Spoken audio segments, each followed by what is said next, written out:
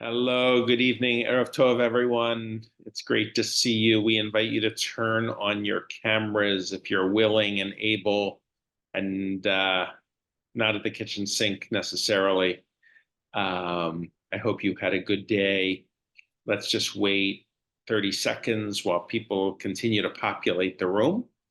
For those who we can see on screen, if we can just begin with a heart tap, acknowledging each other's presence while we sit in our own spaces, but collectively we create one incredible community. It is a great wonder that we've been given this gift called Zoom that we knew so little about some years ago, so that at moments like this, in a timely manner, we can quickly gather from our own spaces and not enter the cold and learn. At the same time, it doesn't replace face-to-face encounter. So it's nice to be back. And we've had a lot of great learning at the temple. Before our speaker and introducing our speaker, just to mention that you will be receiving information about a congregational solidarity mission to Israel, March 3rd through 8th. Rabbi Kalman, who's on this call and will soon introduce our speaker, is helping organize it along with me. We'll be joining, God willing, two other congregations, Temple Israel of Boston and Temple Isaiah in Lexington. And our hope is that the three congregations can join together for this important mission. Let's jump in because this is once again a very important time. We were fortunate to have Gideon speak with us immediately after October 7th. And it was so important to hear and learn from him that we thought that this was an opportune time. And so I'm really grateful to Gideon personally for agreeing to join us this evening. And so at this time, I'd like to invite Rabbi Kalman, who's working with our Israel committees throughout the temple and is a new member of our clergy team that is doing such a wonderful job, to introduce Gideon for us. Thank you. We are so grateful that Gideon is speaking with us again. Gideon is a ninth generation Jerusalem-born Israeli whose family was one of the first to build and live outside the walls of the old city. He grew up both in Israel and in other countries and served 4 years in the IDF as a tank company commander. He studied in the US and subsequently served as CEO of several US-based global companies over 25 years, as well as a partner at private investment companies. Gideon co-founded New Era Capital in 2016 with his partners, invested in deep tech Israeli private growth companies. He also founded Israel's most comprehensive university training program aimed at graduating public sector leaders. The program at Reichman University is named after Gideon's father, Shlomo Argov, who was one of Israel's most distinguished diplomats while serving as ambassador to the court of St. James, was assassinated in 1982. And as Rabbi Sissenwein says, Gideon spoke with us, I think, on October 9th, and we ran out of Zoom capacity. And I don't even know how many views the recording got later on YouTube. It was really foundational in helping us understand the situation. And so we're so grateful, Gideon, that you've agreed to speak again and give us some more context. And I can just jump in briefly before Gideon speaks. The chat room is open. We had intended to close it, but our technology helper could not figure out how. So I asked that we not use the chat room while Gideon is speaking. Let's focus on his words and not have a side conversation, please. And then following, we will receive questions through the chat room. So at first, Gideon, please. Thank you.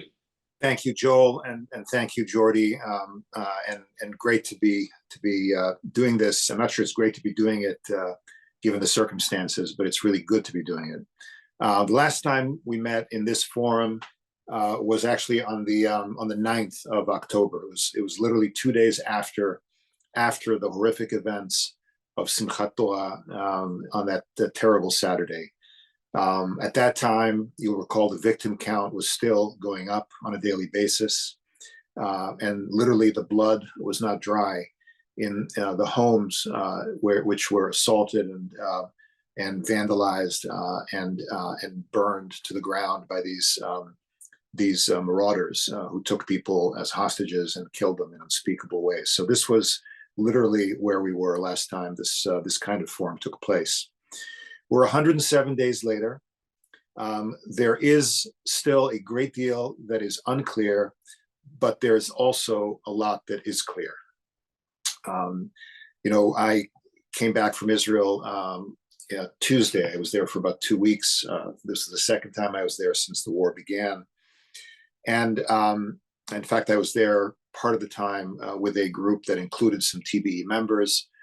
Is the first solidarity mission from the New England and Boston community, and I co-hosted it with Jeff Busgang, who was with me, and Neil and Linda Wallach were there as well. And so we all saw for ourselves what has changed and what hasn't changed over the past few weeks. I won't go into a detailed list of all the things that went wrong. I'll just start first of all with the raw numbers.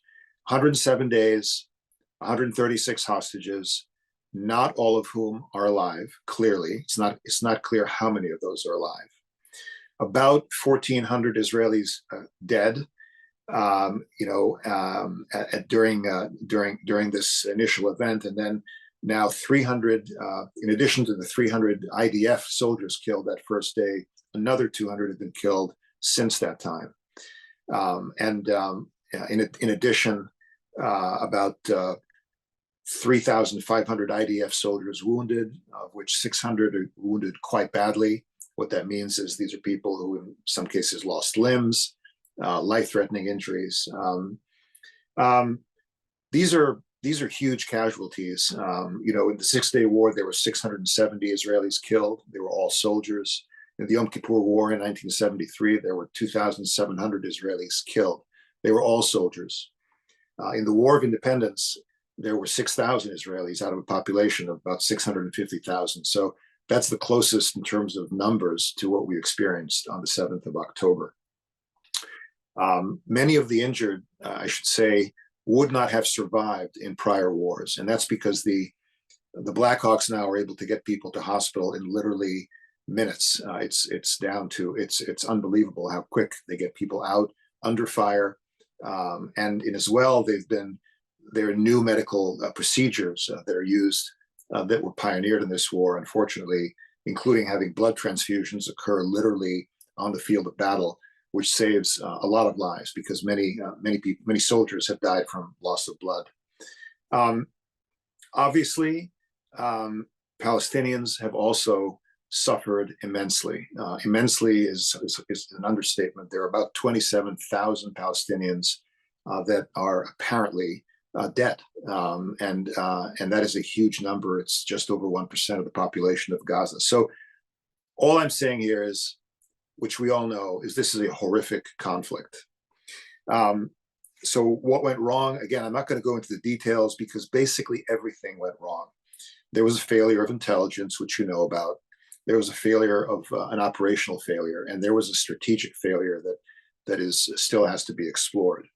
On the intelligence side, you've seen the reports, I imagine, but they're real. All the points were there. All the dots were there. Nobody connected the dots. The evidence was there of Hamas mapping out, looking through all kinds of devices, bringing groups of key, key officers to the border repeatedly. It was seen. It was reported. It was reported by these amazing young women who serve as sort of lookouts, looking at the plasma, at the screens, basically, but looking at the border very closely. So many of whom were killed, massacred on that first day. Their superiors refused to believe that Hamas was able to mount anything like the operation that they actually mounted. So there were many intelligence failures. The operational failure was just as damaging. I had dinner in Israel at a cousin's house, a Shabbat dinner. One of the guests was a good friend of their son's, and this gentleman is a Apache attack helicopter pilot. He learned about this through somebody messaging him on WhatsApp at 7 o'clock in the morning on the 7th. And he got in his car and drove up to Ramat David, to the Air Force Base, where he knew there were a couple of Apaches that were on quick call. Literally two Apache attack helicopters in the entire Israeli Air Force were on literally instant call. He got into one. He got in the air. He flew to the south. He contacted the command post, basically central command of the Air Force, and he said, "Tell me what to do. I have missiles. I have, Gatling guns." What he was told was, "We don't know. We have no information. If you see things that look like they're an enemy, you're authorized to fire at will." This is the instruction that he received. I mean, so you can understand when I say operational failure, it's a very, very significant operational failure. The strategic failure will be debated, but that has to be brought to ground as well, because for years, Hamas was viewed as, an implacable enemy of Israel, but one who could be placated by money, coming from places like Qatar and other places that they could then spread around to the population in Gaza, and that they really wanted their own people to have a decent, or at least a modicum of some standard of living. And once in a while they would lob missiles, but then they would sort of go quiet for a few years. It was not thought that they would operate the way that they did operate, which I'll talk about in a second. There is another failure that I hope can be avoided, and we'll talk about in a minute, which hasn't happened yet. It's a moral and ethical failure, and I'll talk about it in a particular context in a few minutes. So everything went wrong. Number two, Hamas. When you walk through, as we did in our group of folks who visited Israel a week or two ago, when you walk through a place like Kfar Aza, which is a kibbutz right up against the fence, literally, there's Gaza and there's the kibbutz. And when you see what happened, and you see the damage, the destruction, the homes reduced to piles of rubble, burned to a crisp, bloodstains still basically visible at these homes, where people were hunted down like rabbits, literally hunted down like rabbits. What you realize, if you're me anyway, is actually Hamas is not really just a terrorist organization. That's bad enough. But in my view, my own view, Hamas is essentially a satanic cult that promotes a culture of death. That's a different level of evil, and I think that's what they are. You've seen the recorded footage in some cases of what they did, the unspeakable stuff they did. Israel thought there were 150 miles of tunnels under Gaza. It turns out that number is closer to 400 miles of tunnel. This is in an area the size of Washington, D.C., folks. So think about the hundreds of millions of dollars that were, going towards infrastructure construction, food, aid, schools, you name it, that went instead to building an underground city that right now is where these poor hostages are being kept as human shields. So the next thing I would say is that, what we do know is that Israel's campaign in Gaza, in my view, again, is justified morally and ethically. It was said about the Second World War that it was a good war. I don't think there are good wars. Wars are bad. If you've been in one, you know that.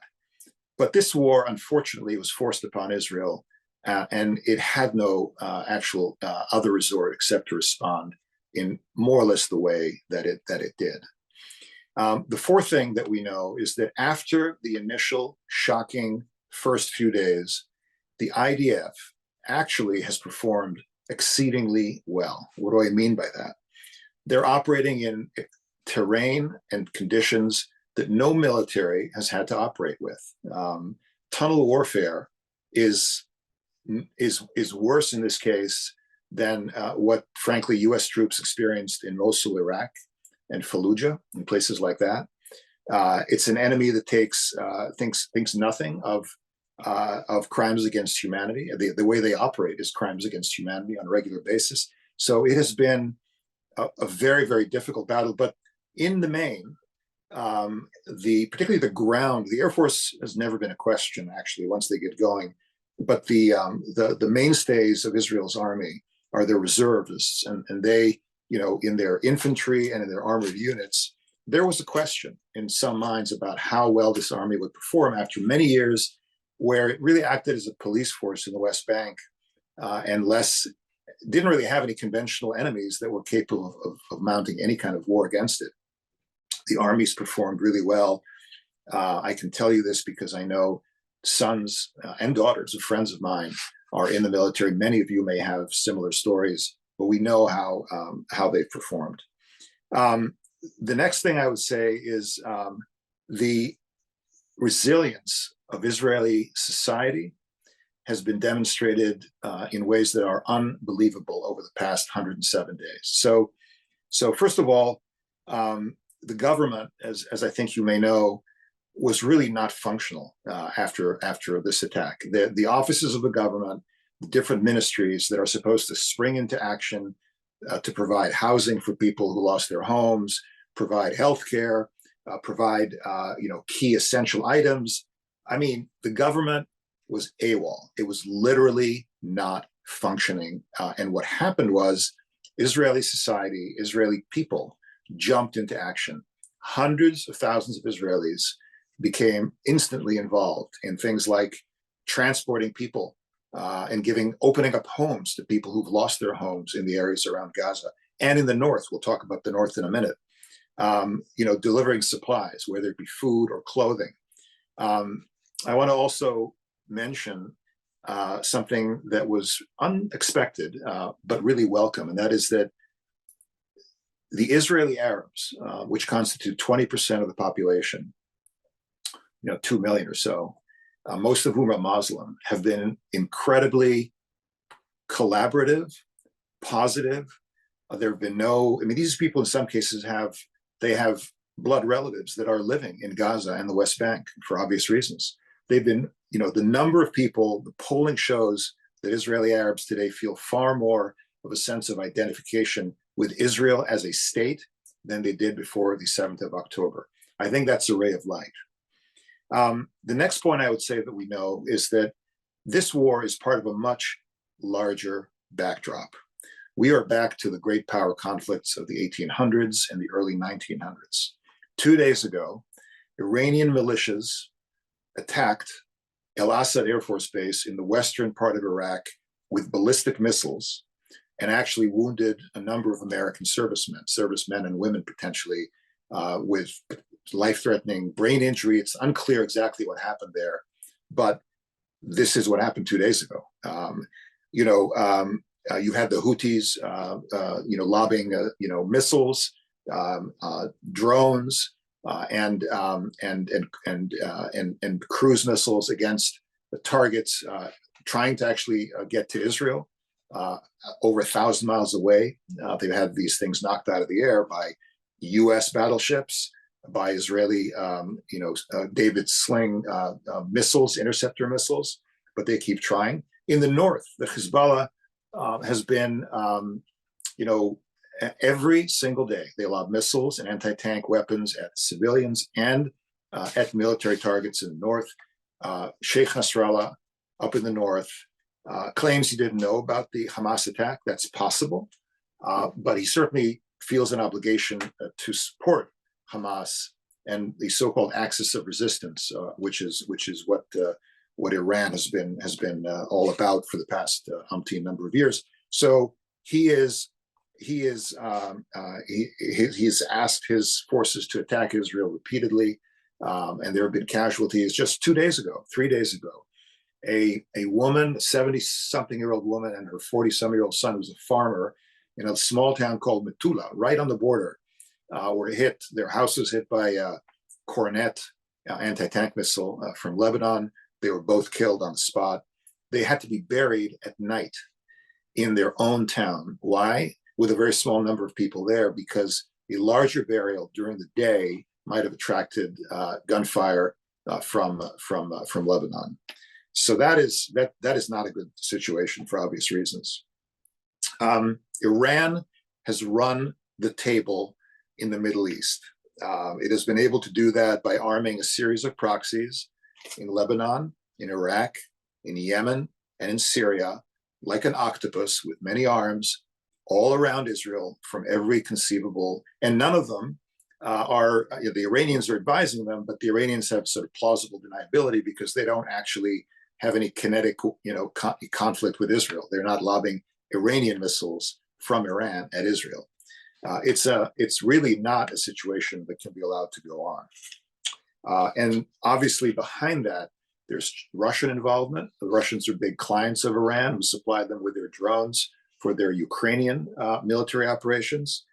In return, the Russians supply anti-aircraft missile systems to the Syrians and potentially the Iranians. The Chinese are involved, as they tend to be in these situations, with a mercantilist philosophy to take advantage of things from a trade standpoint. Even the North Koreans are involved by supplying apparently missile components to the Iranians. So this all brings me to the next thing which we know, which is the United States. Good thing there is the United States. And I would say a good thing there is this particular administration, because regardless of your politics, it has nothing to do with your politics. The Biden administration has been the best possible ally that Israel could have had. There cannot be a better ally than this president has been to Israel. He parked aircraft carriers in the Eastern Mediterranean like within days, the Eisenhower and the Ford. That's 150 aircraft that can go anywhere in the Middle East unchallenged. And most importantly, they shared intelligence and supplied munitions to Israel, which has needed them to keep the war going. So the United States has been critical and continues to be the critical ally. Notwithstanding that, we also know something else. And that's the last thing I'll say before I shift into another part of this talk, which is we know that notwithstanding US support, the war is taking a significant toll on Israel economically and from a diplomatic standpoint. Economically, the growth of the Israeli economy, which has been really robust over many, many years, was forecast to be 3.5% in 2024. It's going to be more like 1 to 1.5%. The budget deficit, and Israel's been very good at sort of not having deficit spending. The budget deficit will be about 5% in this year. It's a very high number for Israel. The debt to GDP ratio is still, it's not high by global standards, it's about 65%, but it's higher than Israel would like it to be. And just as difficult has been the diplomatic fallout, because notwithstanding American support, you all know what's happening in The Hague. You all know what's happening in terms of support or lack of support in Europe and around the world, and including, of course, in the United States in many ways. So Israel is under the gun, metaphorically speaking, from a diplomatic standpoint. Now, where are we today? There's still a lot that's unclear. There's 136 hostages somewhere under the ground in Gaza. I can't overemphasize how much trauma this has caused in Israel. Every news program starts with testimonials on the part of people who are family members of these hostages. Discussions about how some of them saved people before they were taken as hostages. They saved their family members. They were injured. And the stories are really they're so sad and they're so difficult to hear. And the trauma is national, and it hasn't gone away. And it hasn't gone away because Israel, the mission of the country, is to be a place where Jews are safe. I mean, that's the whole raison d'etre of Israel. In World War II, they came and took you out of your home, and then they put you on a train, and 3 days later you were in Auschwitz and they gassed you. Well, here they don't even put you on a train. They came into your home and they used, whatever, they cut you to pieces in your own home. This is a traumatic thing for Israelis to go through. I can't overemphasize that. Now, we also don't know how badly Hamas has been damaged over a 3-month period. The sense is, and I've talked to a bunch of people recently that know a lot more about this than I do, They've been degraded significantly. They may have lost a third or a quarter of their fighting capacity, but they have not been eliminated for sure.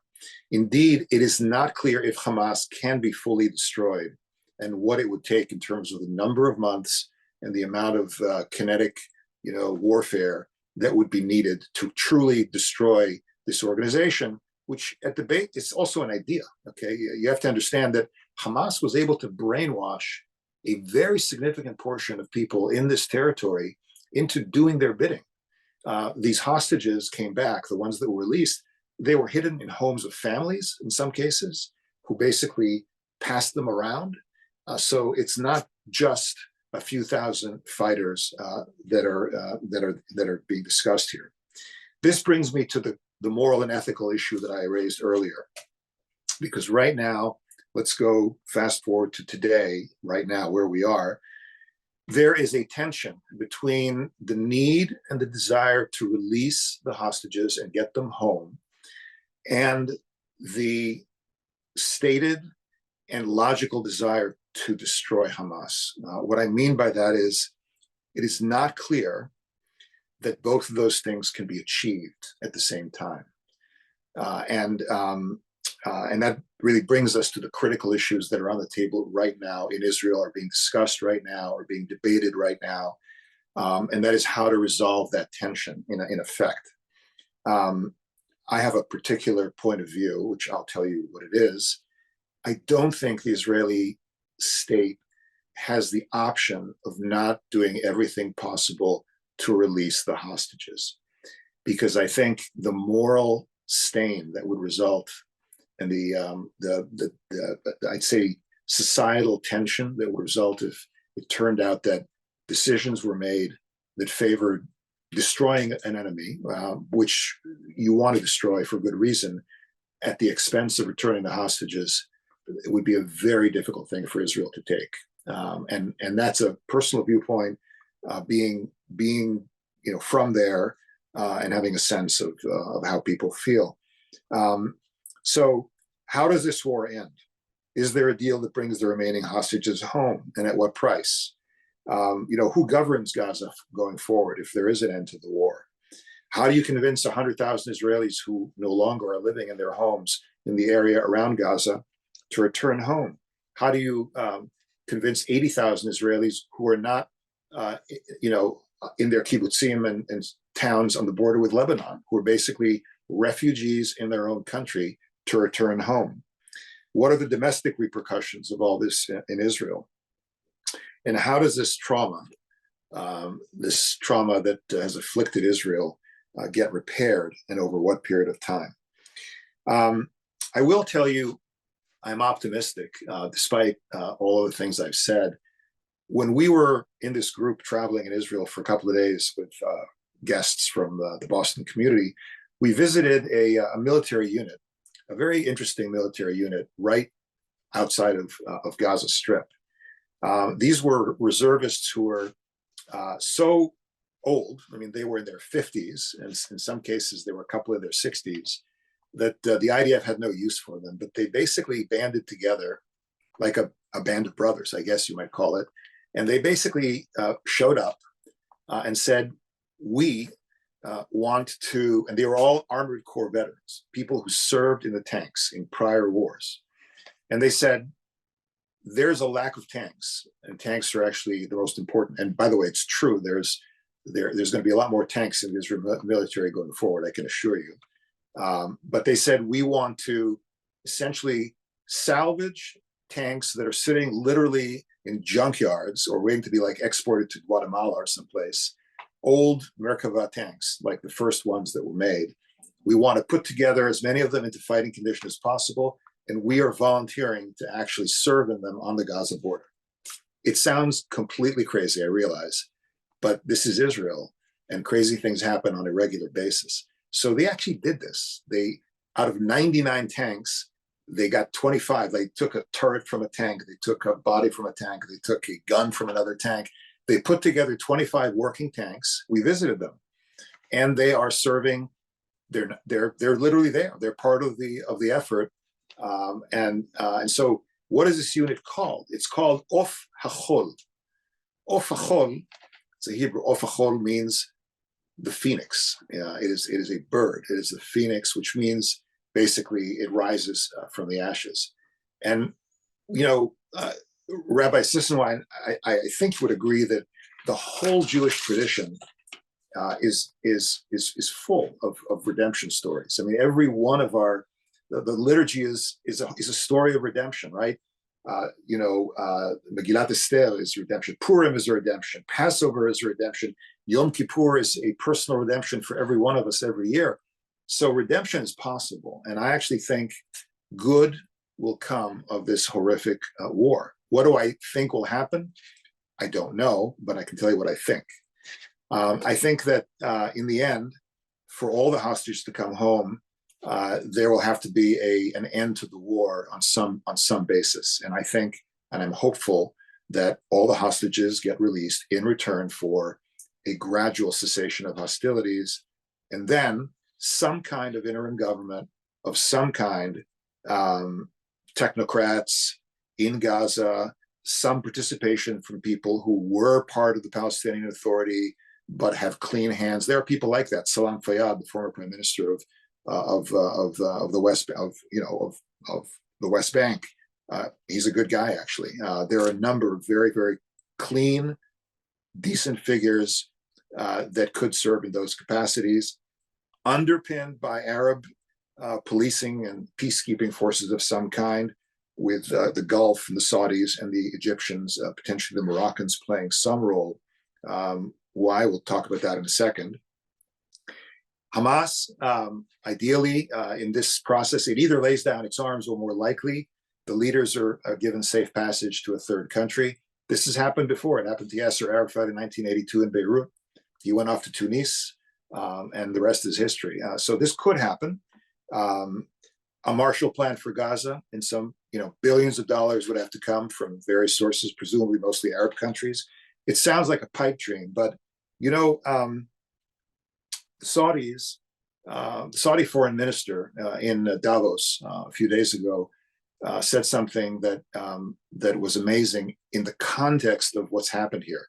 One of the reasons why this attack was launched was Saudi Arabia was on the cusp of normalizing relations with Israel and essentially expanding the Abraham Accords to include Saudi Arabia. Saudi Arabia, 27 million people, the largest Arab country outside of Egypt, and one that's undergoing dramatic and positive change under Mohammed bin Salman.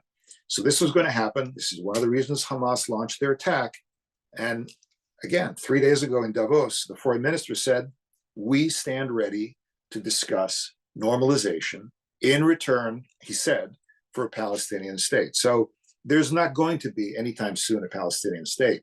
But if there's a prospect over a decade or longer of some foundation that might lead to a Palestinian state, a lot of things can be finessed in that kind of a situation.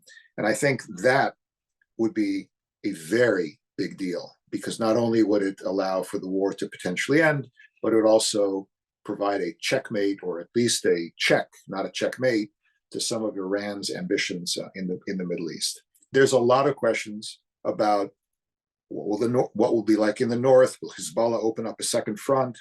But if this happens, the winners are the hostages, the Israeli people, and the Palestinian people. The losers are Hamas, Iran, and the Israeli radical extremists and settlers who, frankly, would rather pursue the war and don't. And honestly, this is them saying it. They believe the hostages are important, but they think it's more important to destroy Hamas than to bring the hostages home. So I would end by saying, the prime minister of Israel, who's obviously the person, he's been prime minister for 19 out of the last 20 years. So he has some choices to make. And it's unclear today, what choices he's going to make.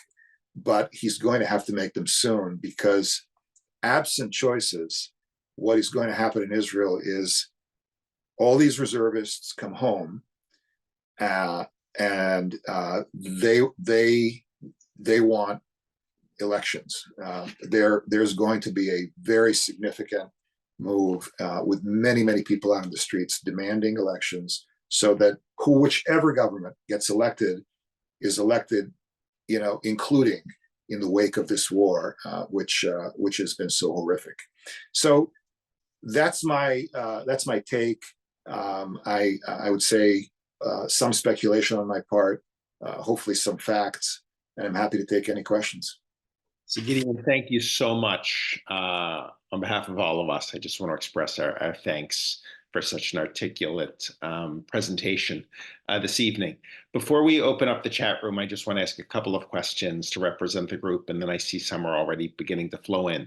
But since we met last, it seems as though public opinion is turning against the Netanyahu government internationally, within America perhaps, and certainly domestically as well.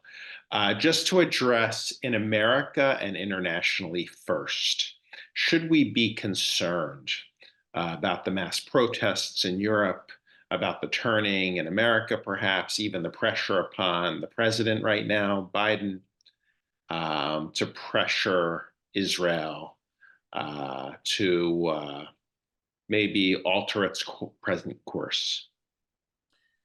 I don't think we necessarily have any control over those demonstrations. I myself don't think that, I'm less concerned about demonstrations in Europe. The reality is, and it's an unfortunate reality, that that most people around the world who are protesting or in fact, opining on this stuff have no information that's relevant. They don't understand what's going on. They don't have any historical context. And so what they're doing is they're reacting to social media. When people talk about from the river to the sea, most people don't even know which river and which sea. I mean, so I'm less worried about that. And I think the American administration, they've really handled it highly professionally. I think that I really do think that Mr. Biden is, he may be the last president to be a real Zionist, but he clearly, when he says he knew Golda Meir, and I mean, these are real. This is stuff that animates him. Tony Blinken, we all know his story. He's his father was Jewish. He has a personal story that's amazing. Jake Sullivan. This is a good crew. Israel is fortunate that this crew is in charge in the White House at this time, and so I don't get as concerned, to be honest with you. Thanks. And domestically now, and this captures Neil's question in the chat room, domestic pressure against the current government, and even perhaps if there were a change in the current government, would this alter the war's course? If there is so here's how the government could change. You could have an early election, but that would take at least 3 months before it happens. So, for example, if Mr. Ben-Gvir on the right wing decided that he is, unable to live with Netanyahu even winking at the idea of a Palestinian state, in 20 years, he might leave the coalition and bring it down. In which case, he might decide that it's better to run independently, siphon off votes on the right from Likud. That would cause an election. The election is in 3 months. So meanwhile, the government continues to operate in its current form. And my guess is the war is over. It's not this kind of a war in 3 months. There could be theoretically something called a constructive vote of no confidence, where the current members of the coalition say to the prime minister, we don't have confidence in you. We're going to put up this person to be your replacement. Sorry, it's time to go home. It's unlikely that's going to happen, in my view, because the Likud party is not exactly full of high conviction independent thinkers. It's a little bit like some other parties that we know. So I don't think that a change is imminent. If there's no move on the part of the government to try to do a deal to bring the hostages home, I think you're going to have big demonstrations in Israel in a matter of 1 to 2 months. This is being planned. There's a lot of planning that actually groups are going in to, actually getting this organized. And these are some of this, and I don't think that's avoidable because it gets a moral and ethical issue I talked about earlier. Thanks. Another question. Up north, Hezbollah, things are beginning to heat up, but why has Hezbollah resisted attacking Israel with greater force? The last time that Hezbollah attacked Israel, it was when it kidnapped 3 soldiers in 2006, which triggered a war, which was the Second Lebanon War. Nasrallah himself, interviewed after that war, has said publicly that if he knew the reaction of Israel to that incident, he would never have actually allowed it to happen. Why is that the case? Because even back then, Israel, and it was a difficult war. It was a brief war compared to this one, but it's a war where Israel leveled a good part of southern Lebanon and including some parts of Dahia, which is the southern suburb in Beirut, where Hezbollah sort of has its seat of power and many of its supporters. The feeling today, I think, is on the part of Nasrallah is, and Israel has said this quite publicly, if you attack us, or if we feel we need to attack you, Beirut will be like Gaza. So why is this important for Nasrallah? Because he has different constituencies than Hamas. He has a political party, which is the most important and powerful in Lebanon, but he is in a multi-cultural failed state. Let's be clear, Lebanon is a failed state, but it's multicultural, it's multi-religious, and the last thing he wants is another civil war in Lebanon of the kind that actually tore the country apart for a decade, in the 1970s. So he's going to be really careful before starting a full-fledged war with Israel.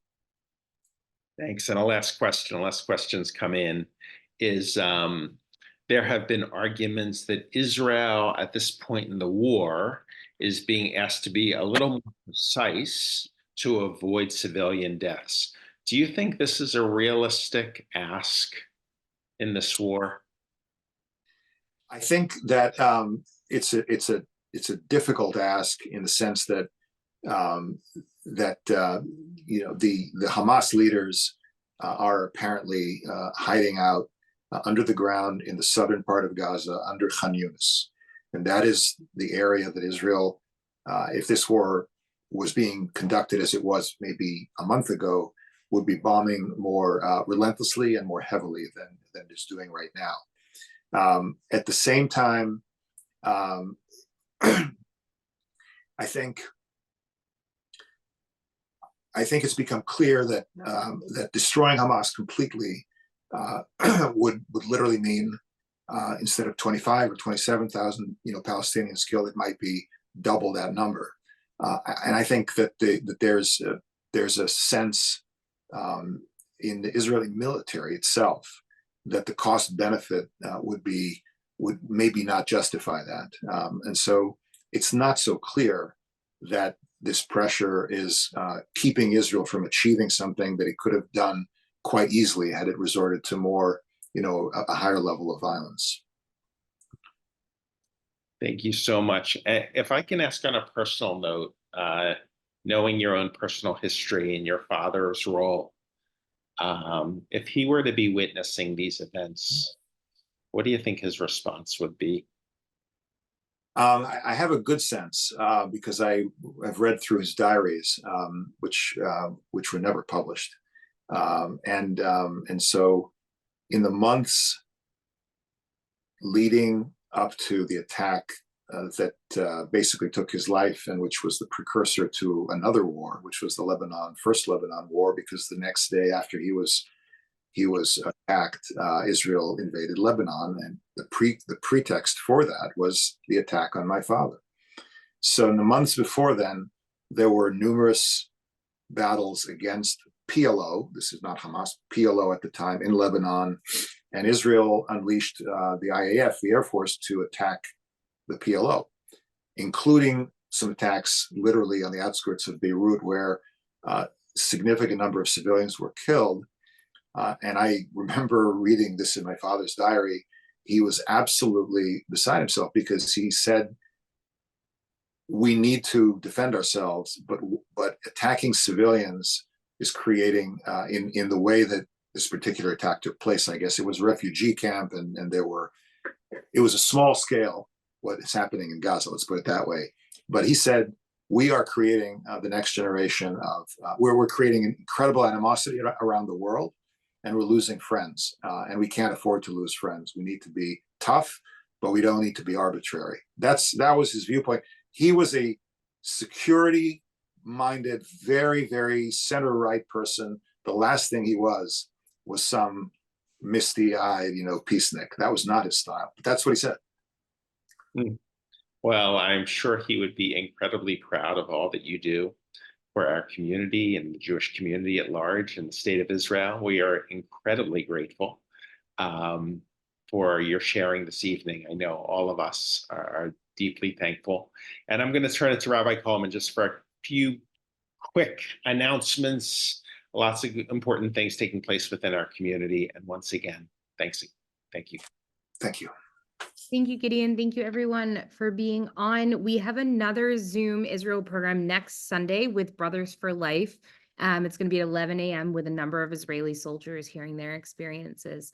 So 11 a.m. next Sunday. And if you are not coming to Israel with us, March 3rd to the 8th, March 6th, we have Professor Ilan Troen, who's going to come and speak about a number of things, including his new book on Israelis and Palestinians and how we share land, as well as his daughter and son-in-law were killed on October 7th. And he's going to talk about that experience too.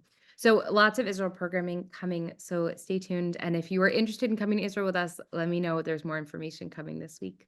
Can we unmute Michael Gilman, who is on about the upcoming concert? Is Michael still on? He may have gotten off. Yep, he's right here. Oh, there he is, right under my face, actually. There you go, Michael. Yeah, on Oh, he's no longer. There we go. On February 11th at 4:30 p.m. in our sanctuary, we have a great concert. We have a Hebrew choral group, Pa'amonim.